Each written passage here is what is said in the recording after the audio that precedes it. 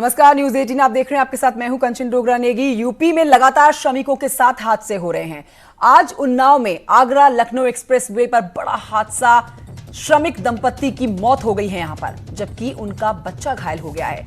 बच्चे के साथ श्रमिक दंपत्ति दिल्ली से लौट रहे थे। ऑटो से ये लोग बिहार जा रहे थे, तभी इनके ऑटो को पीछे से आ रहे लोडर ने टक्कर मार दी। दासा बांगरमऊ कोतवाली क्षेत्र में यह हादसा हुआ है। अनुज मेरे सहयोगी अनुज गुप्ता और जानकारी के साथ इस खबर पर। अनुज, एक और ये दुखद हादसा, बेहद एक्सक्लूसिव तस्वीरें हम अपने दर्शकों को दिखा रहे हैं। विस्तार से बताइए कब कैसे ये हादसा हुआ। जी बिल्कुल, आपको बता दें कि ये जो मृतक दंपति थे, ये हरियाणा से अपने घर दरभंगा जा रहे थे, जो बिहार में पड़ता है।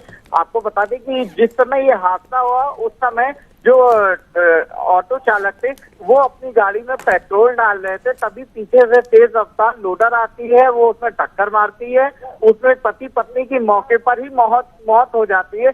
वहीं जो बच्चा था वो टॉयलेट गया हुआ होता, इस वजह से उसकी जान बच गई, नहीं तो अगर वो भी बैठा होता तो उसकी भी जान इससे जा सकती थी। और जैसा कि आप, जो बच्चा है वो पूरी तरह से अकेला है, तो पुलिस इस समय उस मासूम बच्चे को अपने साथ रखे हुए उसके खाने पीने का ख्याल रख रही है, और जो भी वो बच्चे का मांग है वो उसको सांत्वना दे रही है कि वो रोए नहीं। किसी तरह से जो पीड़ित परिवार है उनके परिजनों को सूचित किया गया है, जिनके आज देर शाम या कल सुबह तक आने की उम्मीद है। फिलहाल दोनों शवों को पोस्टमार्टम हाउस के लिए भेजा गया है। देख रहे हैं हम तस्वीरें और दिखा रहे हैं अपने दर्शकों को। अनुज, ये छोटा मासूम बच्चा भाग्यशाली रहा कि गाड़ी के अंदर रहा, लेकिन अपने माता पिता को अब खो चुका है। अनुज, जो लोडर चालक था वो इस समय कहाँ है?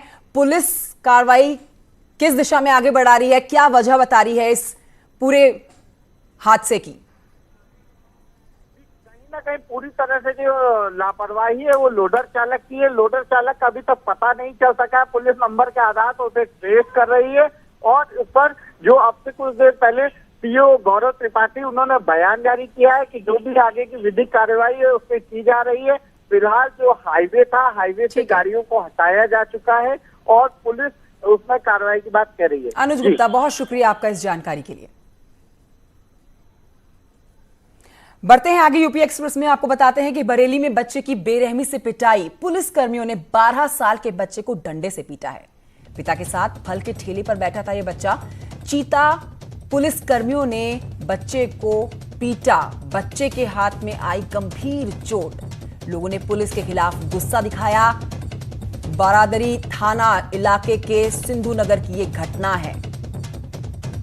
तो 12 साल का बच्चा डंडे से इसको पीटा, और ये बच्चा तस्वीरों में जो आप देख रहे हैं, जो अपना हाथ भी दिखा रहा है, साथ ही अपनी कमर भी दिखा रहा है, रोता भी लगता है बच्चा जिसको पुलिस ने पीटा है।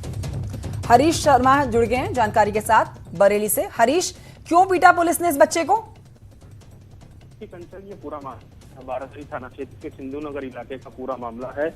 एक किशोर जो अपने पिता के साथ फल बेच रहा था, उसी समय दो पुलिसकर्मी आते हैं और उसके साथ मारपीट करते हैं। मारपीट की तस्वीरें इस तरीके की हैं कि उसके हाथ में चोट लग गया है। शरीर पे लगभग जो लाठी डंडों से उसकी पिटाई की है उस पर भी उसके शरीर पर चोट के निशान है। तो निश्चित तौर पर जिस तरीके से पुलिस ने लॉकडाउन के नाम पर उसके साथ बर्बरता की है, बेहद निंदनीय है। और साथ ही हालांकि जैसे ही इस पूरे मामले की जानकारी अफसरों को मिली है, उन्होंने जांच भी इस पूरे मामले की शुरू करा दी है, और अफसरों का कहना है कि इस पर जांच के बाद कार्रवाई की जाएगी। लेकिन प्रथम दृष्टया जिस तरीके से चीजें सामने आई हैं, उससे कहीं ना कहीं पुलिस के इकबाल पर भी सवाल खड़ा होता है कि कहीं लॉकडाउन का पालन कराते हुए पुलिस छोटे और गरीब लोगों पर क्यों पिटाई कर रही है। जी ठीक है, बहुत शुक्रिया हरीश शर्मा इस जानकारी के लिए।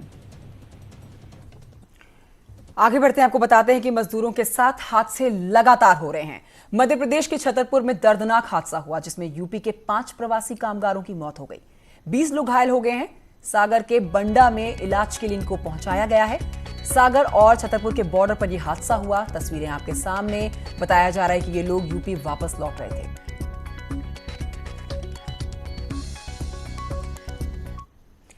खबर आगरा से है, जहां पर दो पक्षों के बीच में पथराव हो गया है। बाइक से टक्कर लगने के बाद दो पक्ष भिड़ गए और देखते ही देखते दोनों ओर से पत्थर चलने लगे। मामला शाहगंज थाना इलाके का, जहां बाइक सवार से एक बच्चा टकरा जाता है, जिसके बाद ये विवाद शुरू हुआ।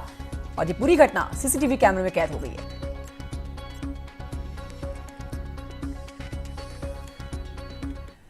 हरदोई की तरफ रुख करते हैं, जहां पर दो पक्षों में मामूली सी बात को लेकर जमकर ईंट पत्थर चले हैं। मल्लावा कोतवाली के मटुआ मऊ का ये मामला है। मामला 2 दिन पुराना बताया जा रहा है, जहां पर पुलिस पर एक पक्ष ने पथराव भी किया। दो पक्षों ने पुरानी रंजिश के चलते पत्थरबाजी की।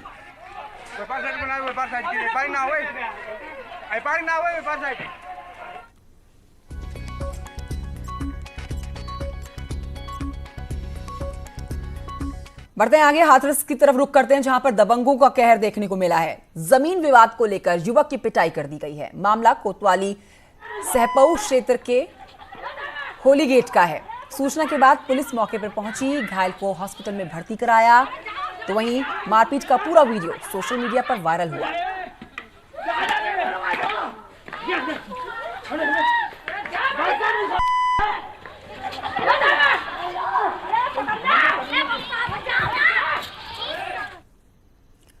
अगली खबर बागपत से, जहां के बालेनी इलाके में दो पक्षों के बीच में खूनी रंगश हो गई।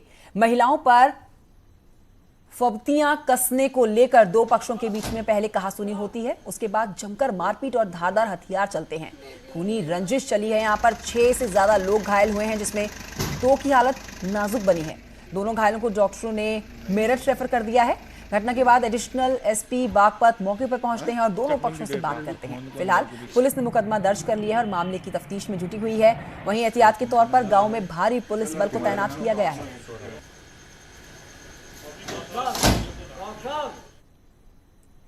दूसरे राज्य में फंसे हुए प्रवासी कामगारों को यूपी में घर वापसी उनकी हो रही है। आज गौतम बुद्ध नगर जिले के दादरी से बिहार के लिए ट्रेन रवाना की गई है। इस ट्रेन के जरिए करीब 1,500 प्रवासी कामगारों को उनके गृह राज्य बिहार भेजा गया। ट्रेन के अंदर सोशल डिस्टेंसिंग का पालन कराया गया पूरी तरह से। दरअसल आज दादरी और दनकौर से 2-2 ट्रेनें चलाई गई हैं, जिसमें करीब 6,000 प्रवासियों को बिहार भेजा जाना है। इस बीच आपको बताएं कि दादरी से ट्रेन को रवाना कर दिया गया। ट्रेन में सोशल डिस्टेंसिंग का पूरा ख्याल रखा गया। ट्रेन के रवाना होने से पहले हमारी संवाददाता प्रीति श्रीवास्तव ने जायजा लिया। देखिए रिपोर्ट। सोशल डिस्टेंसिंग का पूरी तरीके से यहाँ पर पालन किया गया है। 75 सीटें हैं, लेकिन एक डिब्बे में 30 से 35 लोगों को जाने की परमिशन दी गई है। मेडिकल की टीम यहाँ पर है, आप सामने देख सकते हैं मेरे की थर्मल स्क्रीनिंग की जा रही है। जो भी श्रमिक हैं वो अपने जो गृह जनपद जा रहे हैं, तो उन सब की स्क्रीनिंग की जा रही है कि किसी भी तरीके की कोई दिक्कत ना हो। और साथ ही स्नैक्स से लेके पानी की व्यवस्था की गई है।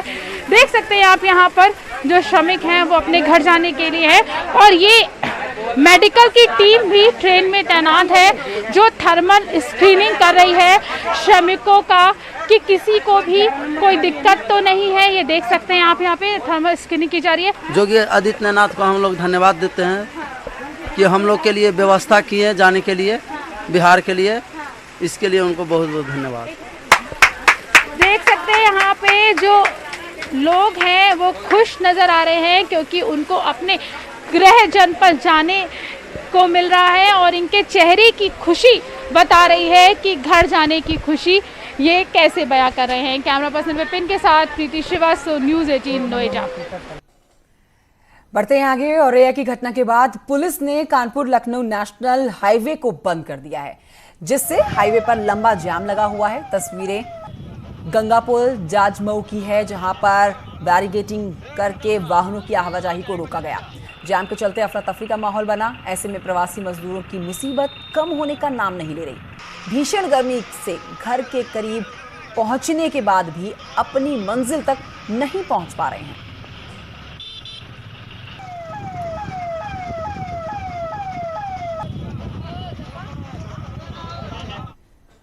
इस बीच आपको बताएं कि औरैया हादसे पर सीएम योगी ने कार्रवाई के निर्देश दे दिए हैं। औरैया बॉर्डर के दोनों एसओ निलंबित हो चुके हैं। बड़ी अपडेट आपको इस पूरे मामले पर दे रहे हैं। 24 लोगों ने अपनी जान गंवाई है। ट्रक मालिकों के खिलाफ एफआईआर दर्ज करने के निर्देश दिए गए हैं। मृतकों के परिजनों को 2-2 लाख रुपए के मुआवजे का ऐलान हो चुका है। साथ ही घायलों का इलाज भी चल रहा है। उनको 50-50 हजार का मुआवजा भी दिया जाएगा। एसएसपी मथुरा और एएसपी मथुरा से स्पष्टीकरण मांग लिया गया है।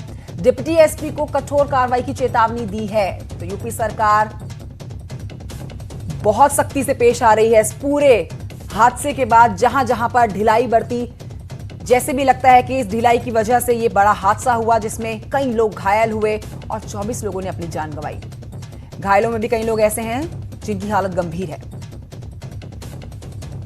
ये हादसा वास्तव में दुखद है। माननीय मुख्यमंत्री जी ने संज्ञान में लेते हुए त्वरित कार्रवाई की है कि बॉर्डर के दोनों जो एसओएचओ थे उनको निलंबित किया है। साथ में जो मथुरा जिधर से होके आए थे, मथुरा आगरा के एसएसपी और एएसपी और एडी जोन से आगरा के, उनसे स्पष्टीकरण मांगा गया है। तो रोइया की खबर के बाद ये कहना गलत नहीं होगा कि कोरोना खौफ के बीच में लगातार मजदूरों की मौत होती जा रही है। शनिवार आज ही की ये खबर है जब सुबह औरैया सड़क हादसे के साथ दिन की खबरों की शुरुआत होती है। 24 मजदूर अपनी जान गंवाते हैं, 40 मजदूर घायल हैं।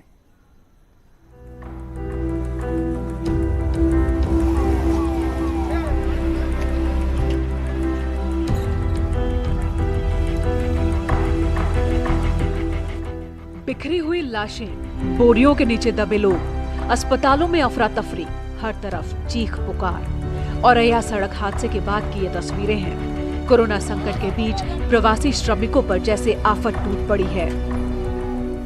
ये वही घटना स्थल है जहां पर ट्राला पलटने के बाद यहाँ पर ये चूने से लदी हुई बोरियां जब पलटी हैं तो इसमें कुछ लोग दबे हैं। लगभग जो लोग दबे हैं उनकी ही कैजुअलिटी हुई है। और किसने भाई टक्कर? गाड़ी में पीछे से टक्कर मार दी, उसके बाद नीचे में पलट खा गया। उस ट्रक में कितने लोग बैठे हुए थे आप? हादसा तब हुआ जब श्रमिक ट्रकों पर सो रहे थे। उन्हें क्या पता था कि उनकी ये नींद कभी न टूटने वाली नींद होगी। पर एक ढाबा है जिसको देख करके ये डीसीएम यहाँ पर रुकी और पीछे से ट्रेलर ने आकर के उसको टक्कर मार दी के परिवारजन जो है उनके संपर्क में है और बेहतर से बेहतर चिकित्सा सुविधा इन लोगों को प्रोवाइड की जा रही है। जानकारी मिलते ही अधिकारी मौके पर पहुंचे। घायलों को जिला अस्पताल, गंभीर रूप से घायल लोगों को सैफई मिनी पीजीआई ले जाया गया। 5 तो काफी सीरियस है, जिसमें एक वेंटिलेटर पे है, 2 को चेस्ट इंजरी है, इनमें से एक को एब्डामेन में भी इंजरी है और एक को पेल्विस का फ्रैक्चर है। तो ये थोड़ा सीरियस किस्म की इंजरीज मानी जाती है। बाकी 5 मरीज ऐसे हैं जिनको किसी बड़ी हड्डी में चोट लगी है, पैर में लगी है या हाथ में लगी है। तो ये 10 मरीज ऐसे हैं जो अभी रिस्क जोन में हैं। 2 ट्रकों की टक्कर हुई, एक दिल्ली से और दूसरा राजस्थान से निकला था। मजदूरों की मंजिल बिहार, झारखंड, पूर्वी यूपी और पश्चिम बंगाल में मौजूद उनके घर थे। शहरों में भूख से न मर जाएं, इसलिए जिंदगी को खतरे में डालकर घर भाग रहे थे, लेकिन मौत ने पीछा नहीं छोड़ा। औरैया से रवि कुमार और सैफई से आशुतोष की रिपोर्ट। उधर आपको बताएं कि पूरे हादसे पर, औरैया हादसे को लेकर समाजवादी पार्टी ने सरकार पर निशाना साधा। एसपी नेता अनुराग भदौरिया ने सरकार को इस हादसे के लिए जिम्मेदार बताया। वहां गरीब मजदूर हजारों किलोमीटर पैदल चल रहा हो, साइकिल से चल रहा हो, रिक्शा से चल रहा हो, ट्रक से चल रहा हो, ट्रॉली से चल रहा हो, डीसीएम से चल रहा हो, पानी के रास्ते से, नदियों से तैर के जाके अपने गांव घर पहुंच रहा हो। इससे ज्यादा शर्म की बात हो सकती है? जहां 19,000 ट्रेनें अगर 2 दिन चला दी जाती तो पूरी की पूरी जनता अपने घर, गरीब मजदूर घर पहुंच गए होते। लेकिन सरकार ने ऐसा नहीं किया। इसलिए इसकी मृत्यु की, जो 24 गरीब मजदूरों की मौत हुई, इसकी पूरी जिम्मेदारी सरकार की है। सरकार को उसकी जिम्मेदारी लेनी चाहिए और गरीब मजदूरों की आर्थिक मदद करनी चाहिए, उनके परिवार वालों को। एसपी के बाद अगर बीएसपी की बात करें तो बीएसपी चीफ मायावती ने औरैया हादसे पर दुख जताते हुए कहा कि ऐसे हादसे आगे नहीं होने चाहिए। उनको खाने पीने की व्यवस्था करते हैं तो वो चाय की दुकान पर जाकर चाय क्यों लेते हैं? तो वहाँ से ट्रक जा रहा था, ट्रक ने उनको रौंद दिया, जिसमें लगभग 24 लोग मौके पे मर गए और काफ़ी लोग घायल हो गए। ये बहुत बड़ी दुर्घटना हुई है, तो मैं उनके परिवार के प्रति संवेदना व्यक्त करती हूँ। लॉकडाउन 4 पर केंद्र सरकार की गाइडलाइंस का बेसब्री से इंतजार है। लॉकडाउन में अभी छूट देना ठीक नहीं, ये योगी जी बोल चुके हैं। मुख्यमंत्री योगी आदित्यनाथ अब से कुछ देर पहले न्यूज 18 पर जुड़े थे। मजदूरों की वापसी तक छूट देना ठीक नहीं, उन्होंने कहा। साथ ही उन्होंने कहा कि यूपी मजदूरों के साथ कुछ जगहों पर ज्यादती हुई, मजदूरों पर बल प्रयोग किया गया, इसके पक्ष में वो कतई नहीं है। श्रमिकों को समझाएंगे, बल प्रयोग नहीं करना होगा। यूपी में 2 करोड़ से ज्यादा की पूल टेस्टिंग हुई है। अब यूपी में कोरोना टेस्टिंग के लिए 26 सेंटर्स हैं। कोरोना काल के बाद यूपी में सबसे ज्यादा निवेश होगा। यूपी में पहले ही स्वदेशी कार्यक्रम को लागू किया गया है। आगरा में सूटकेस वाली तस्वीर देखकर तकलीफ हुई है, तो हम आपको उनके साथ हुए खास स्पेशल बातचीत में जो महत्वपूर्ण बातें निकल कर आई हैं वो एक एक करके बता रहे हैं। साथ ही उन्होंने ये भी कहा कि हमने आगरा डीएम से स्पष्टीकरण मांगा है सूटकेस पर चलते हुए बच्चे और उस सूटकेस को खींचती हुई मां को लेकर। ये संवेदना जताने का समय है। शुरुआत में कोरोना फैलाने के लिए जमाती जो थे वो जिम्मेदार थे। जमाती कोरोना के कैरियर बने। महिला स्वयं सेवा समूह का बनाया मास्क पहन रहा कोरोना भारत से ही परास्त होगा। जनपद के लिए भी एक व्यवस्था दी है, उस जनपद में भी एक व्यवस्था, हर जिले में भी हमने नोडल अधिकारी तैनात किए हैं। हर एक कार्य के लिए अलग अलग जिम्मेदारियां तय की हैं। प्रशासन ने बेहतर काम किया है अब तक, और मुझे लगता है कि जहां कहीं भी थोड़ी बहुत लापरवाही है, इस लापरवाही को भी दूर करेंगे।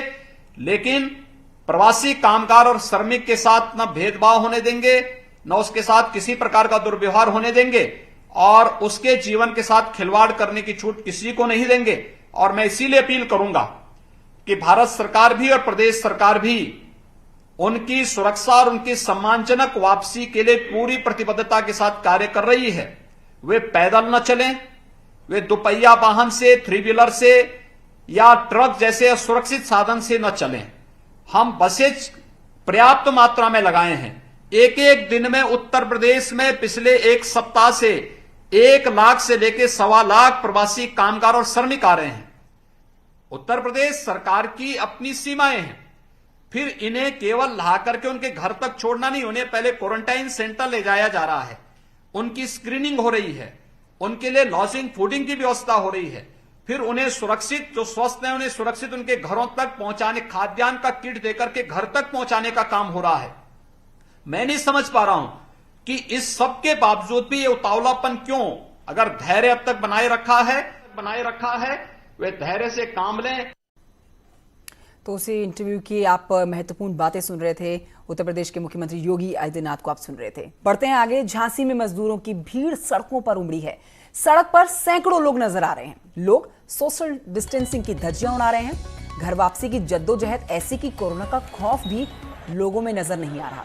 यूपी एमपी सीमा पर लगा है जाम। 10 किलोमीटर लंबा जाम लग चुका है।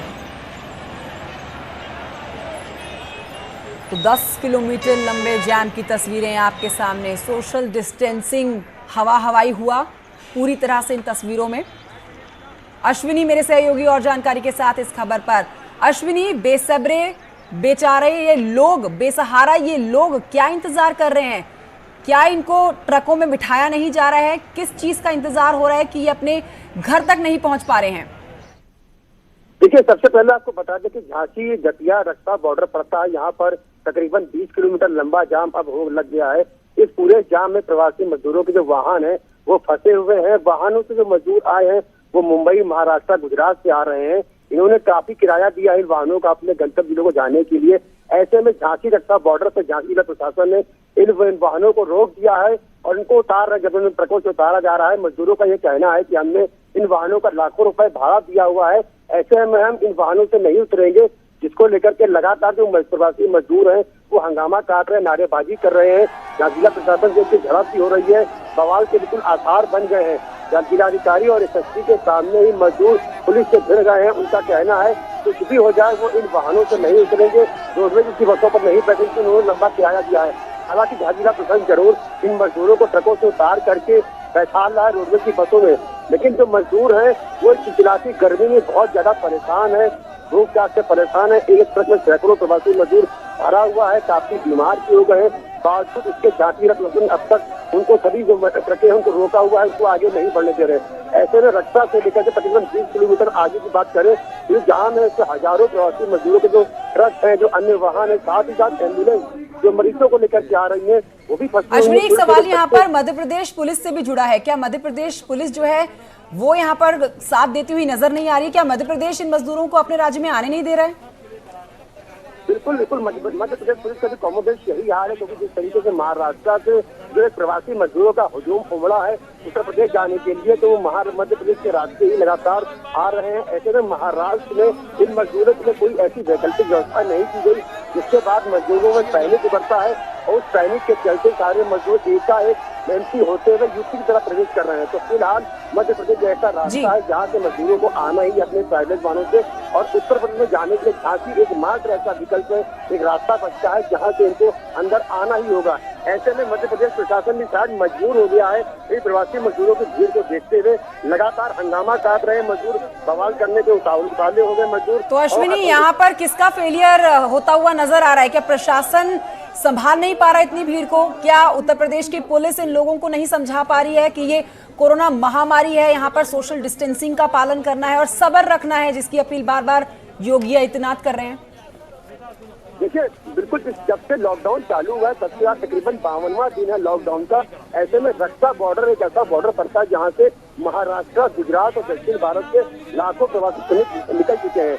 लगातार जाति का प्रशासन सारे मुकम्मल व्यवस्था कर रहा है, कोशिश कर रहा है कि मजदूर अपने आप को समझाएं, सोशल डिस्टेंसिंग का पालन करते हुए बसों में बैठे। लेकिन इतनी ज्यादा भीड़ लगातार उमड़ रही है प्रवासी मजदूरों की, जो जाति का प्रशासन जो इंतजाम है वो नाकाफी साबित हो रहे हैं। काफी अच्छे इंतजाम किए हैं जिला प्रशासन ने, बॉर्डर पे कई टेंट लगाए हैं, रुकने की व्यवस्था की है। लेकिन अचानक जिस तरीके से प्रवासी मजदूरों का एक रेला उमड़ा है, आया हुजूम उमड़ पड़ा है ट्रकों से, वो कहीं ना कहीं अब स्थिति बिगाड़ रहा है। जिला प्रशासन की हाथों से स्थिति निकल रही है, काबू के बाहर हो रही है। अब तो मजदूर हंगामा करने लग गए, सड़क पे उतर आए हैं और डीएम एसएसपी से भी वो भिड़ रहे हैं, क्योंकि उनको जाने नहीं जा रहा है, उनके वैकल्पिक वाहनों जाने नहीं जा रहा है, प्राइवेट वाहनों से। और जहाँ जिला प्रशासन अड़ा हुआ है कि आदेश सुबह आया था कि किसी भी कीमत पे औरैया हादसे के बाद अब झांसी की सीमा से होते हुए ट्रक नहीं अंदर आएंगे। लेकिन मजदूर है प्रवासी, वो अड़े हुए हैं कि उन्होंने लाखों रुपए किराया दिया है, ऐसे में अब वो इसी ट्रक से जाएंगे। तो स्थिति लगातार विस्फोटक होती चली जा रही है। ऐसे में फेल्योर किसका है यह कह पाना बड़ा मुश्किल है, क्योंकि एमपी प्रशासन भी लगातार 52 दिन से लगा हुआ है, झांसी पुलिस भी लगातार 52 दिन से अभियान लगे हुए, लेकिन जो एक वैकल्पिक जो व्यवस्था होती है वो लगातार की जा रही है मजदूरों के लिए। लेकिन इतनी भीड़ है, लाखों की तादाद मजदूरों की उम्र पड़ी है, इसको लेकर के जो इंतजाम है जाति प्रशासन के वो अब कम पड़ने लगे। हालांकि रोडवेज की बसें लगी हुई है, लगातार मजदूरों को उनके गंतव्य तक पहुंचा रही है, ट्रेनें चल रही है झांसी से, पूरे देश के ट्रेनें चलाई जा रही है। बावजूद इसके जो वो प्रवासी मजदूर हैं जो रास्ते में फंसे हुए हैं, उनको लाने के लिए फिलहाल ऐसी कोई व्यवस्था अब तक नहीं हो पाई है जो सोशल डिस्टेंसिंग का पालन करवा सके। अश्विनी, ये जो ट्रक हम देख रहे हैं यहाँ पर लंबी लंबी कतारों में ट्रक भी खड़े हैं और वो खचाखच भरे हुए हैं इन मजदूरों से। क्या इन ट्रक चालकों को नहीं पता कि अगर इलीगल तरीके से अगर ये आगे लेकर जाते हैं, मजदूरों को अपने ट्रक पर बिठाते हैं, तो इनके ट्रक सीज किए जाएंगे, इनके लाइसेंस जब्त कर लिए जाएंगे, जो कि योगी सरकार ने पहले ही बोल दिए कड़ी कार्रवाई के लिए ट्रक ड्राइवरों के खिलाफ?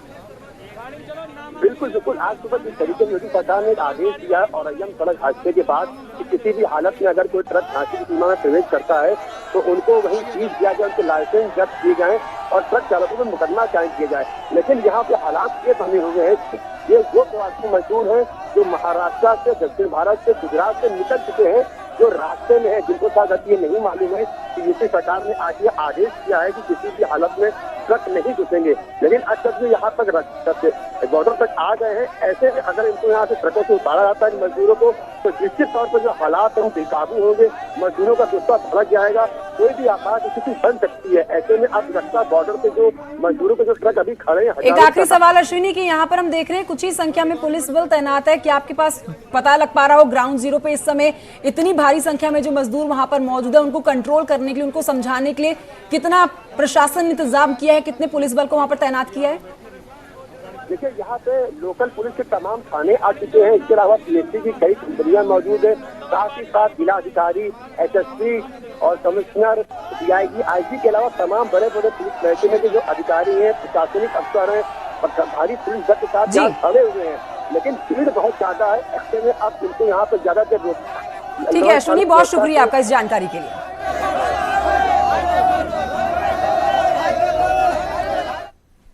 और इन खबरों के साथ यूपी एक्सप्रेस में इतना ही। मुझे दीजिए इजाजत, आप देखते रहिए न्यूज़ 18।